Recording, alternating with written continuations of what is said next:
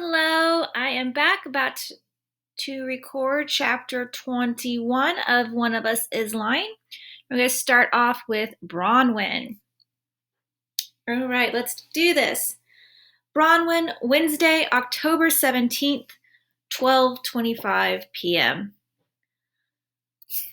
At lunch on Wednesday, Addie and I are talking about nail polish. She's a font of information on the subject. With short nails like yours, you want something pale, almost nude, she says, examining my hands with professional air, but like super glossy. I don't really wear nail polish, I tell her. Well, you're getting fancier, aren't you? For whatever reason. She arches a brow at my careful blow dry and my cheeks heat as Maeve laughs. You might want to give it a try.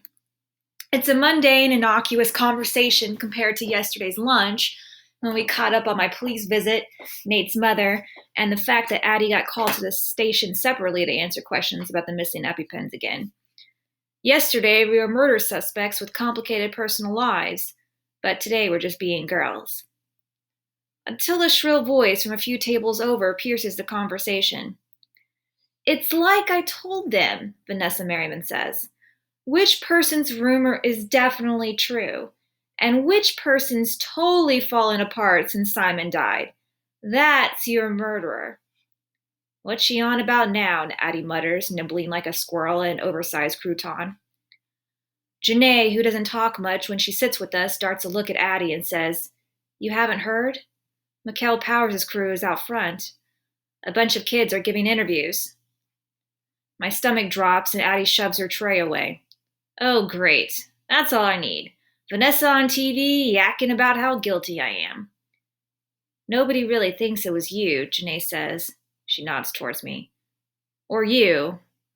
Or, she watches as Cooper heads for Vanessa's table with a tray balanced in one hand and spots us and changes course, seating himself at the edge of ours. He does that sometimes. Sits with Addie for a few minutes at the beginning of lunch. Long enough to signal he's not abandoning her like the rest of her friends, but not so long that Jake gets pissed. I can't decide whether it's sweet or cowardly. What's up, guys? He asks, starting to peel an orange. He's dressed in a sage button-down that brightens his hazel eyes, and he's got a baseball cap tan from the sun hitting his cheeks more than anything else. Somehow, instead of making him look uneven, it only adds to the Cooper Clay glow. I used to think Cooper was the handsomest guy at school. He still might be. But lately there's something almost Ken doll-like about him, a little plastic and conventional. Or maybe my tastes have changed. Have you given your Mikkel Powers interview yet? I joke. Before you can answer, a voice speaks over my shoulder. You should. Go ahead and be the murder club everybody thinks you guys are. Ridding Bayview High of its asshats. Leah Jackson perches on the table next to Cooper. She doesn't notice Janae, who turns bright red and stiffens in her chair. Hello, Leah, Cooper says patiently, as though he's heard it before, which I guess he did at Simon's memorial service. Leah scans the table, her eyes landing on me. You ever gonna admit you cheated? Her tone's conversational and her expression is almost friendly, but I still freeze. Hypocritical, Leah, Maeve's voice rings out, surprising me. When I turn, her eyes are blazing. You can't complain about Simon in one breath and repeat his rumor in the next. Leah gives Maeve a small salute. Touché, Rojas the younger. But Maeve's just getting warmed up. I'm sick of the conversation never changing. Why doesn't anybody talk about how awful about that made the school sometimes? She looks directly at Leah, her eyes challenging. Why don't you? They're right outside, you know, dying for a new angle. You could give it to them. Leah recoils. I'm not talking to the media about that. Why not? Maeve asks. I've never seen her like this. She's almost fierce as she stares Leah down. You didn't do anything wrong. Simon did. He did it for years. And now everybody's sainting him for it.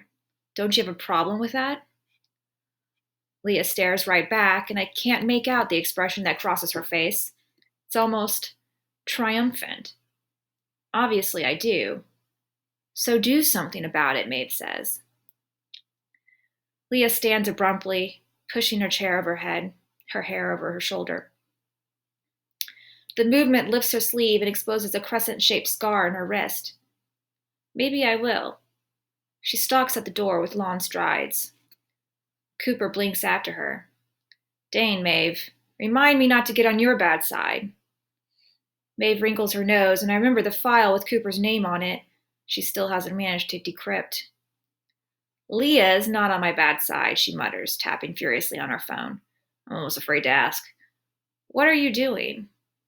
Sending Simon's 4chan threads to Mikhail Powers investigate, she says. They're journalists, right? They should look into it. What? Janae bursts out. What are you talking about? Simon was all over these discussion threads full of creepy people cheering on school shootings and stuff like that, Maeve says. I've been reading them for days. Other people started them, but he jumped right in and said all kinds of awful things.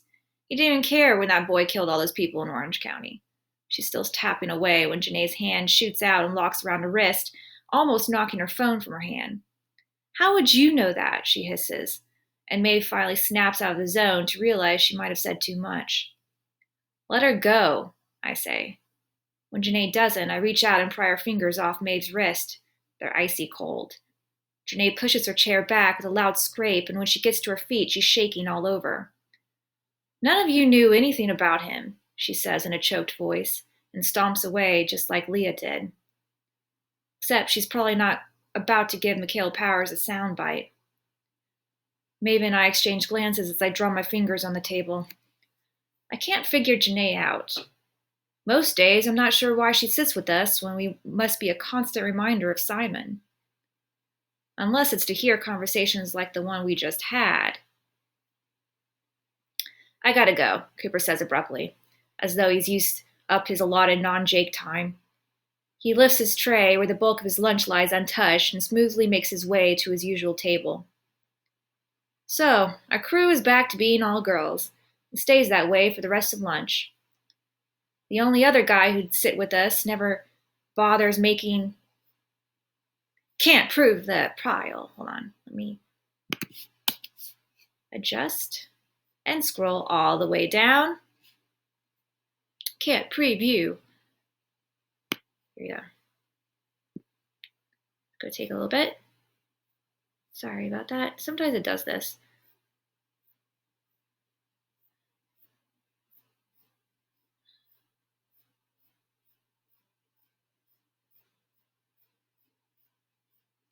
Brief intermission.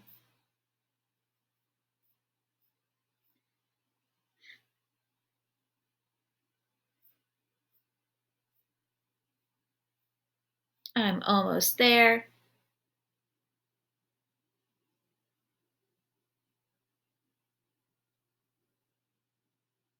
So our crew is back to being all girls and stays that way for the rest of lunch.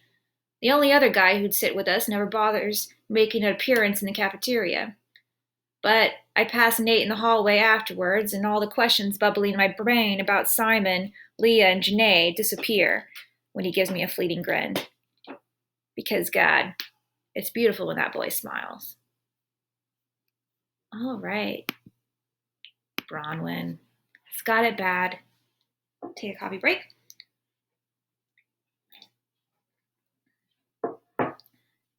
Addie. Friday, October 19th, 11:12 a.m. It's hot on the track, and I shouldn't feel like running very hard. It's only gym class after all. But my arms and legs pump with unexpected energy as my lungs fill and expand, as if all my recent bike riding has given me reserves that need a release. Sweat beads my forehead and pastes my t-shirt to my back. I feel a jolt of pride as I pass Luis, who, granted, is barely trying, and Olivia, who's on the track team. Jake's ahead of me, and the idea of catching him seems ridiculous because obviously Jake is much faster than me, and bigger and stronger too, and there's no way I can gain on him, except I am. He's not a speck anymore. He's close. And if I shift lanes and keep his pace going, I can almost, probably, definitely. My legs fly out from under me. The coppery taste of blood fills my mouth as I bite my lip and my palms slam hard against the ground. Tiny stones shred my skin, embedding in raw flesh and exploding into dozens of tiny cuts. My knees are in agony, and I know before I see thick red dots on the ground that my skin's burst open on both of them. Oh no! Vanessa's voice rings with fake concern. Poor thing. Her legs gave out. They didn't. While my eyes were on Jake, someone's foot hooked my ankle and brought me down. I have a pretty good idea whose, but can't say anything because I'm too busy trying to suck air into my lungs. Addie, are you okay? Vanessa keeps her fake voice on as she kneels next to me until she's right next to my ear and whispers, Serves you right, slut. I'd love to answer her, but I still can't breathe. When our gym teacher arrives, Vanessa backs off, and by the time I have enough air to talk, she's gone. The gym teacher inspects my knees, turns my hands over, clucks of damage. You need the nurse's office. Get those cuts cleaned up and some antibiotics on you. She scans the crowd that's gathered around me and calls, Miss Vargas, help her out.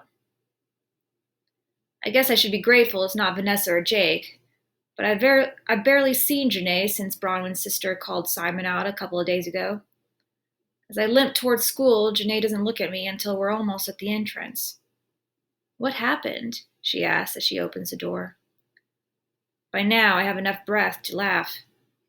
Vanessa's version of slut-shaming?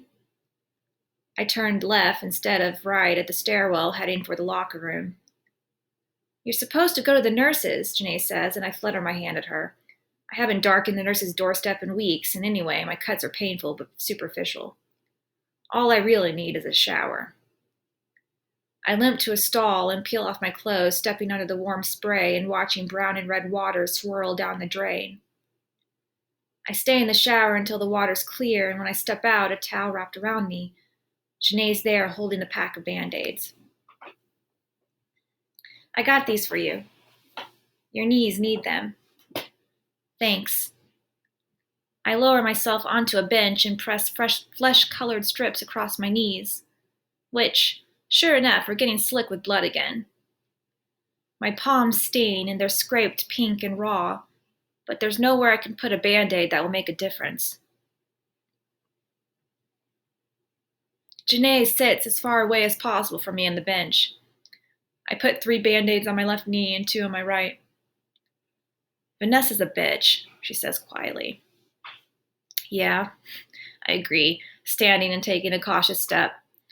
My legs hold up, so I head for my locker and pull out my clothes. But I'm getting what I deserve, right? It's what everybody thinks. I guess it's what Simon would have wanted. Everything out in the open for people to judge. No secrets. Simon, Janae got the strangled sound to her voice again. He wasn't like they said. I mean, yes, he went overboard with about that, and he wrote some awful things.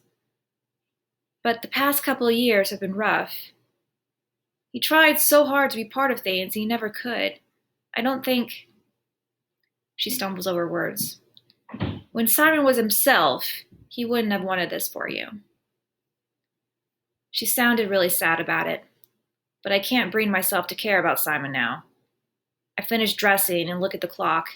There's still 20 minutes left in gym class, and I don't want to be here when Vanessa and her minions descend. Thanks for the Band-Aids. Tell them I'm still at the nurses, okay? I'm going to the library till next period. Okay, Janae says. She's slumped on the bench, looking hollowed out and exhausted, and as I head for the door, she abruptly calls out, Do you want to hang out this afternoon? I turn to her in surprise. I hadn't thought we were at that point in our acquaintance, I guess. Friendship still seems like a strong word. Yeah, sure. My mom's having her book club, so maybe I could come to your house? All right, I say, picturing my own mother's reaction to Janae after being used to a house full of pretty perky Keeleys and Olivias. The thought brightens me up, and we make plans for Janae to stop by after school. On a whim, I text an invitation to Bronwyn, but I forgot she's grounded. Plus, she has piano lessons. Spontaneous downtime isn't really her thing. I've barely stowed my bike under the porch after school when Janae arrives, dragging her oversized backpack like she came to study. We make excruciating small talk with my mother, whose eyes keep roving from Janae's multiple piercings to her scuffed combat boots until I bring her upstairs to watch TV. Do you like that new Netflix show? I ask, aiming the remote at my television sprawling across my bed so Janae can take the armchair. The superhero one? She sits gingerly like she's afraid the pink plaid will swallow her whole. Yeah, okay, she says, lowering her backpack next to her and looking at all the framed photographs on my wall. You're really into flowers, huh? Not exactly. My sister has a new camera I was playing around with, and I took a lot of old pictures down recently. They're shoved beneath my shoe boxes now. A dozen memories of me and Jake from the past 3 years, and almost as many with my friends. I hesitated over one. Me, Keely, Olivia, and Vanessa at the beach last summer, wearing giant sun hats and goofy grins with a brilliant blue sky behind us. It had been a rare, fun girls' day out, but after today, I'm more glad than ever that I banished Vanessa's stupid smirk to the closet. Janae fiddles with a strap to her backpack. You must miss how things were before, she says in a low voice. I keep my eyes trained on the screen while I consider her comment. Yes and no, I finally say. I miss how easy school used to be. But I guess nobody I hung out with ever really cared about me, right? Or things would have been different. I shift restlessly on the bed and add, I'm not going to pretend it's anything like what you're dealing with, losing Simon that way. Janae flushes and doesn't answer, and I wish I hadn't brought it up. I can't figure out how to interact with her. Are we friends or just a couple of people without better options? We stare silently at the television until Janae clears her throat and says, Could I have something to drink? Sure. It's almost a relief to escape the silence that settled between us, until I run into my mother in the kitchen and have a terse 10-minute long conversation about the kinds of friends you have now. When I finally get back upstairs, 2 glasses of lemonade in hand, Janae's got her backpack on and she's halfway out the door. I don't feel well suddenly, she mumbles. Great. Even my unsuitable friends don't want to hang out with me. I text Bronwyn in frustration, not expecting an answer since she's probably in the middle of Chopin or something. I'm surprised when she messages me back, and even more surprised at what she writes. Be careful. I don't trust her. End of chapter 21.